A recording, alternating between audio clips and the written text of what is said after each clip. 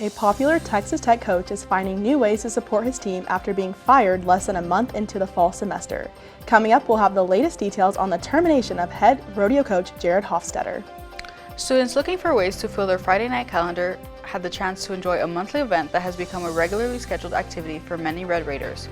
Find out how attendees could head downtown and enjoy a night of food, fun, and lots of art. And all eyes were on a showdown in Pullman, Washington on Saturday night as the Texas Tech football team hoped to improve on their record and their previous week's performance in front of a national crowd. We'll take a look back at this weekend's game and preview what's next for the Red Raiders in sports. This is the MCTV Weekday Update. Welcome to the Monday edition of the MCTV Weekday Update. I'm Macy Ranzer. And I'm Ezra Rivera. A Texas Tech coach who helped take his team from relative obscurity to nationwide recognition was relieved of his duties last week.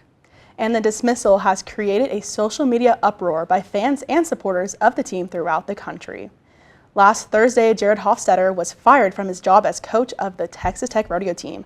Once the news broke, the university released a statement saying, quote, "After an extensive review regarding multiple concerns, Jared Hofstetter was terminated as the Texas Tech rodeo coach for misconduct."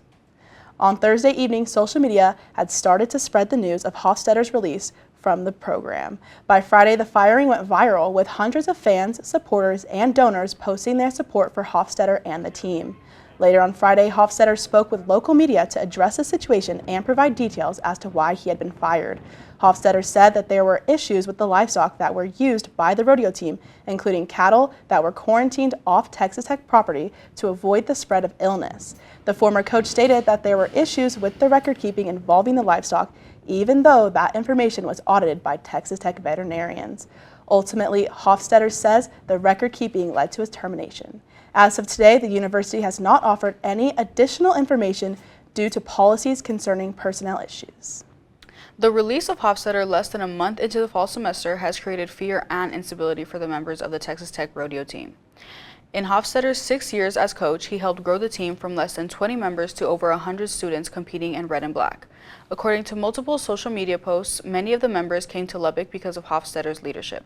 Hofstetter's influence on the team went far beyond the increase in rodeo participants. In 2020, the team hosted their annual rodeo off university property at Cook's Garage. The 2020 rodeo was announced as the largest collegiate rodeo in the country, leading to a partnership with Cook's Garage that continued until 2023. The popularity of the TTU rodeo led to national attention, with cable network The Cowboy Channel broadcasting the rodeo across the country. With Hofstetter's sudden termination, the university has now started a new search to find a replacement coach for the team.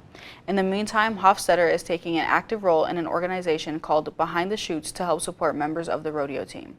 For more information on the organization and details on how you can help support Texas Tech Rodeo, head to facebook.com and search Behind the Chutes Texas Tech.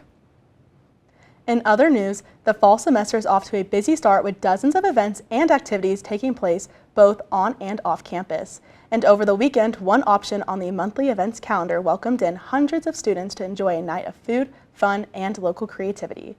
The September edition of the First Friday Art Trail took place across downtown on Friday evening. The central hub of the trail is located at the Louise Hopkins Underwood Center for the Arts, located at the intersection of 5th Street and Avenue J. Attendees could enjoy a collection of food trucks, vendors, live performances, and art galleries, all showcasing the creativity and skills of local residents. The art trail also featured venues and galleries across the downtown area, including the Buddy Holly Center, the Lubbock Art Depot, and Nashville Cafe. All of those stops were accessible via free trolley services that starts and ends at the Luca. The next First Friday Art Trail is set for October 4th, and if you would like more information on the next month's event, visit ffat.org.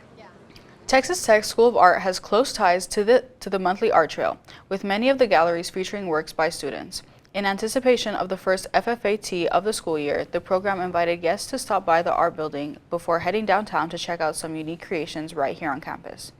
On Friday, starting at 4 p.m., a reception was held for the second-year MFA student exhibition in the School of Art's Landmarks and Studio Galleries. The gallery officially opened on August 28th after classes started last month, but the reception was delayed until Friday afternoon so that guests could enjoy the gallery and then continue on to the art trail. The exhibit features a variety of works, all created by students in the Masters of Fine Arts program. So the MFA program here at Tech is each of us are focusing on our own discipline. So there's painting, ceramics, sculpture, print, photography. It's very intensive, like studio time. We're each working on our own studio work along with our research. The second year MFA Student Exhibition is the first of several exhibits that will be on display at the School of Art during the fall semester. The art building includes 4 different galleries with rotating exhibits. The galleries are open throughout the week and they are free and open to the public. For more information about the landmark arts and galleries and future exhibits, visit art.ttu.edu and click on the Exhibits tab. The fall semester started off with hot temperatures, but the start of September has included a lot cooler temperatures and even some rain last week. So, will the fall-like conditions continue into the middle of the month? Chief Weather Specialist Elisabeth Herring has the details on what to expect as we start another week in today's MCTV forecast. Elizabeth? Yes, so we definitely saw some cooler temperatures last week. Highs not getting out of the 70s, some day lows dipping down into the 50s. However, looks like this week we are going to begin to warm up with temperatures back in the upper 80s, right around normal for this time of year. Not quite our record of 99, almost 100, but we will see temperatures increase as we move on into the week and into the weekend. Highs getting in the mid-90s. As we look at tonight, everyone is seeing 50s today in the South Plains. Snyder 56, Spur 56, Turkey 57, up in Demet 55. Plainview a little bit cooler with a low of 53. Definitely making a cooler morning for tomorrow. However, temperatures increasing as we move on into the afternoon with highs in the upper 80s to low 90s across the South Plains. Snyder 88, Spur 88 as well. Turkey seeing 90s with a high of 91. Matador 90, up in Demet 90 as well. Plainview 87. We will see sunny skies tomorrow, so definitely a warmer day. I wouldn't put away your shorts just yet as we're still warming up and cooling down into fall. Tonight, low of 57 here locally in Lubbock. As we look into tomorrow, high of 87 with sunny skies. A south-southeast wind 9 miles per hour, cooling us down just a little bit. As we look on into the rest of the week, Wednesday, 88. Thursday, temperatures climbing once again with a high of 89 and sunny skies. Looking into the weekend, warming up once again as we go into Friday. Highs getting into the 90s with a high of 96 and sunny skies. Staying in the 90s moving forward. Saturday, high of 95. Sunday, high of 92. Cooling down just a bit Monday with a high of 91. Once again, starting our week off next week. Pretty warm with mostly sunny skies. Saturday is the second home game of the season for Texas Tech at 11 a.m. So it will be a little bit cooler towards the start, but it's definitely going to warm up as we move into the afternoon with that high of 95 on Saturday. So be sure to stay hydrated for the last parts of the game and after the game. I'm Elizabeth, and it's back to y'all.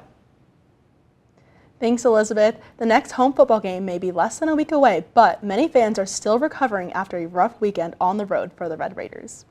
Texas Tech met up with the Washington State Cougars in Pullman on Saturday night. The game received a national time slot on Fox, but the Red Raiders quickly ruined that opportunity with the Cougars scoring 27 points before halftime. In fact, Washington State scored 3 touchdowns before the Red Raiders finally found the end zone near the end of the second quarter. The Red Raiders didn't have much more luck in the second half, with the Cougars rushing for another touchdown after halftime to go ahead by 24 points. Texas Tech quarterback Baron Morton threw for one more touchdown near the beginning of the fourth, but the team failed to score on a 2-point conversion attempt. With just under 6 minutes left on the clock, the Cougars kicked a final field goal to end the scoring and secure their second victory of the season, 37-16. Tech's offense still put up big numbers on Saturday with nearly 500 yards of offense, but 2 fumbles, 2 interceptions, and 10 penalties for 80 yards kept the Red Raiders from reaching the end zone throughout the game. As mentioned, the Red Raiders will now head back to Jones AT&T Stadium in hopes of finishing their non-conference schedule on a high note as the University of North Texas comes to town. Kickoff for Saturday's game is set for 11 a.m. with TV coverage on FS1. The Texas Tech women's soccer team headed into the 2024 season with high hopes following a number 8 preseason ranking in the United Soccer Coaches poll. Unfortunately, a couple early losses dropped the team out of the top 25, but the Red Raiders appeared to be back on track as they closed out the non-conference season last week. Tech soccer finished out a 3-game homestand with a win on Thursday night against Oregon. The Red Raiders put on a show at the John Walker Soccer Complex, scoring 5 goals in the first 35 minutes of play. After that, the game turned into a defensive showdown until the Ducks scored their one and only goal in the 68th minute. Tech held strong after that and won their 3rd game in a row with the final score of 5-1. The Red Raiders now prepare to start Big 12 play on the road as they head to Fort Worth to take on TCU on Thursday. Both teams are sitting at 4-2 on the season with hopes of starting conference play with a win. First pitch for Thursday's game is scheduled for 7 p.m. and if you aren't headed to the Metroplex, you can watch the action live on ESPN+. The Texas Tech volleyball team has had a quiet start to their 2024 season, but the team may soon be getting some attention after extending their winning streak to 4 over the weekend. The Red Raiders welcomed the University of Wisconsin-Green Bay to the United Supermarkets Arena on Saturday and then showed off their skills by winning 3-1. Grad transfer Mia Wesley led the team with 21 points, all off of kills. Wesley was followed by fellow transfer Reagan Linen, who knocked over 14. Saturday's game marked the end of the Red Raider Classic, with Tech also scoring wins against Northern Arizona on Thursday and Florida Atlantic on Friday. Tech volleyball is now gearing up for another 3-game run at the UT Rio Grande Valley Tournament starting Thursday in Edinburgh, Texas. The Red Raiders will start by taking on UTRGV at 6:30 p.m. on Thursday night, followed by a 12:30 p.m. start on Friday against Texas A&M Corpus Christi, and wrapping up the action on Friday at 4 p.m. against Houston Christian. All 3 games will be available through ESPN+. So Macy, has your fall semester started off well?